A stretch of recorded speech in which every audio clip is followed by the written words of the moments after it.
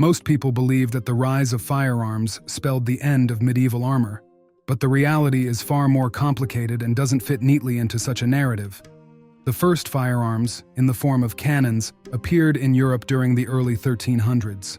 These early weapons were more about psychological impact than practical use. By the 1400s, monstrous creations like Mad Greta, weighing 16 tons, 5 meters long, and boasting a massive 660mm caliber were being built. Full-plate armor, surprisingly, is a later invention than the first cannons.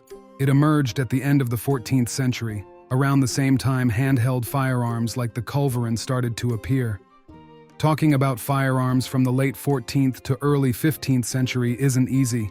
It was a time of experimentation when no standard forms existed, and the quality of each weapon could vary wildly. The culverin was essentially a transitional weapon between artillery and handheld firearms, though some stationary light cannons also carried the same name. By the 15th century, the first reliable type of firearm, the arquebus, came into its own. It was considered relatively lightweight for the time, around 3 kilograms. The average caliber ranged from 16 to 17 millimeters, with barrels about 50 to 60 centimeters long. Bullets weighed around 20 grams, and their kinetic energy ranged from 500 joules, climbing to 1,300 joules by the late 1400s. Larger calibers of 30 to 40 millimeters also existed, but they couldn't transfer more energy to the bullet. It's important to note that 15th century firearms were nothing like what we think of today. Preparing to fire could take over 3 minutes. Gunpowder resembled flour, often sticking to the barrel walls during loading. The matchlock mechanism didn't allow the firearm to be carried ready for action. Even lowering the smoldering match into the pan didn't always ignite the powder. It often had to be tried multiple times before the gun fired. When it did fire, the priming powder would ignite first, blinding and disorienting an inexperienced shooter, followed by the main shot. Wet weather could make matters even worse. As for accuracy, while a crossbowman might hit a bullseye, an arquebus user would be lucky to hit a full-body target. Still, the arquebus had a few advantages. First, its kinetic energy often far exceeded that of a crossbow. Second, it was relatively compact. After firing, the arquebus could be slung over the shoulder, freeing the user to switch to melee weapons, something nearly impossible with a heavy crossbow and its draw mechanism. Additionally, bullets were less affected by crosswinds, and interestingly, early firearms were often cheaper than crossbows. But could an arquebus penetrate plate armor? The answer depends on the specific weapon and armor in question, and such precise data isn't available. Based on rough numbers, piercing a 2mm thick steel breastplate required over 800 joules of energy. A properly hardened steel breastplate of the same thickness needed about 1100 joules. I've also seen sources stating that a 2mm breastplate required about 900 joules to pierce with a steel bullet, and around 1500 joules with a lead one. If you search for early firearm energy values online, you'll find figures similar to those I've shared here, primarily from the work of Alan Williams. From these values, it's clear that a 15th century arquebus would struggle to penetrate high-quality plate armor. At the time, armor was primarily designed to protect against melee weapons. It's also important to remember that armor wasn't a flat metal sheet, but a collection of rounded components.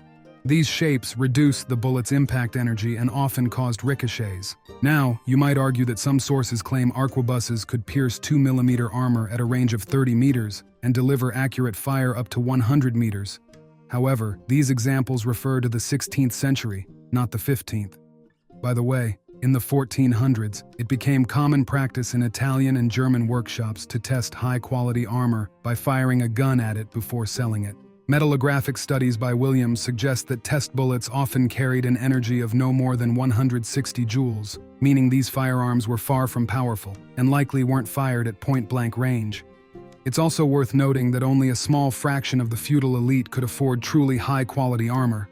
On the battlefield, shooters always had less armored targets to aim at. It's unlikely that firearms were a major concern for heavy cavalry in the 15th century, but things changed drastically in the 16th century.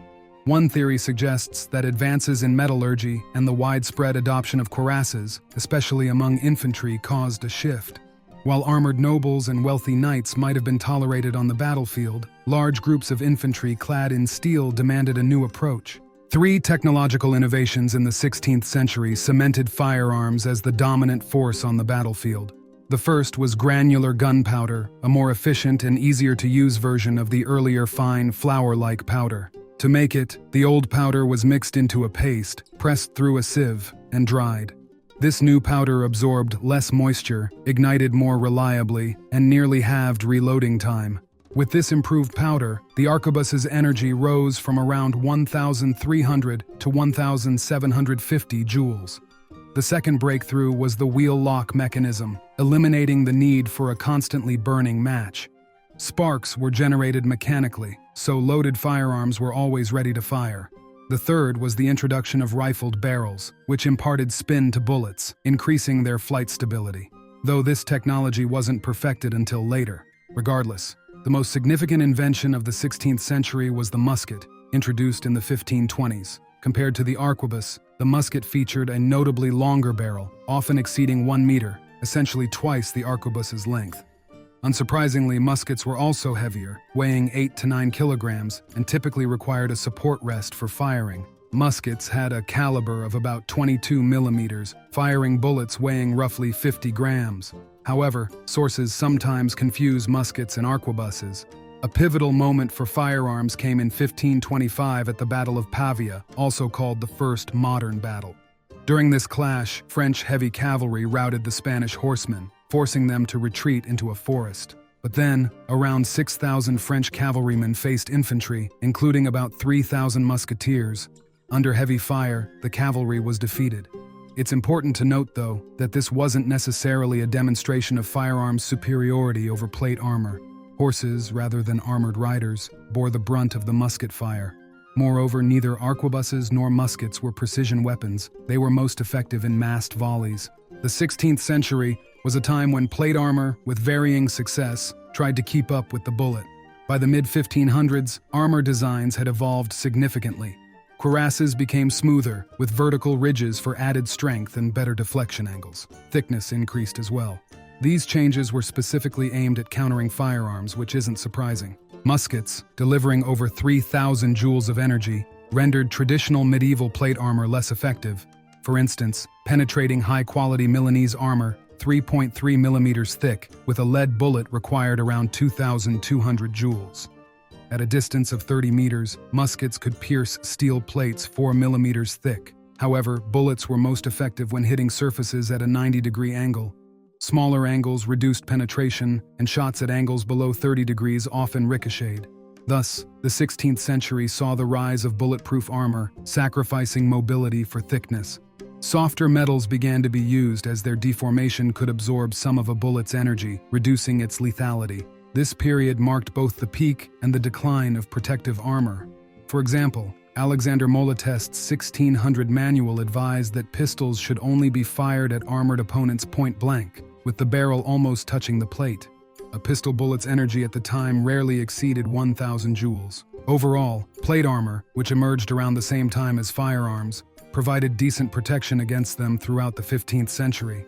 The turning point came in the early 16th century with the advent of the musket, which forced armor to evolve specifically to counter bullets.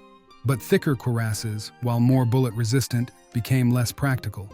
At the same time, society and warfare were undergoing significant shifts. In Europe, the feudal class, the primary users of expensive armor and a key military force, was disappearing. Meanwhile, new army structures with linear formations were emerging. As they say, God favors large battalions, and protective equipment became limited to specific branches of the military.